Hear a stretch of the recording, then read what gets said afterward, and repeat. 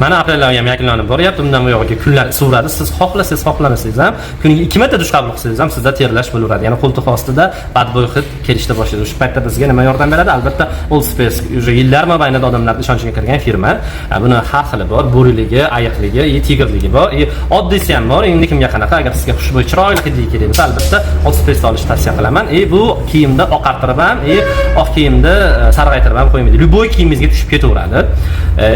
Bilasizmi, ko'pchilik qimmat iPhone'da oxirgi modelga qiziqadi, kimdir eng qimmat kiyimga, lekin qo'ltig'ida sasib tursa, bir tiyinlik foydasi yo'q. Ishoning.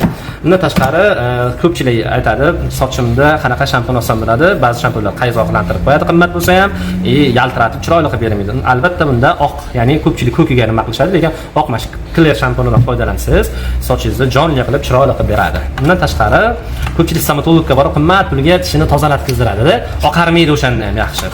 Stomatologga borish shart emas, shu oddiy Colgate zubrin pastasini odamlar baraka topib, kuniga yaxshilab yuving, kuniga 5 minut ishqalab yuving, bo'ldi, tishingiz tabiiy ravishda oppoq bo'ladi.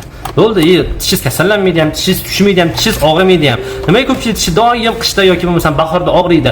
Tishni kam yuvishda ko'pchilik erinadi. Bir haftada yuvadi, 10 kunda yuvadi. Yo'q, tishni har kuni 5 minutdan kam yuvmang, ishqalab yuving. Bo'ldi, siz stomatologga borib tishingizni oqartirmaysiz ham, tishingiz og'rimaydi ham.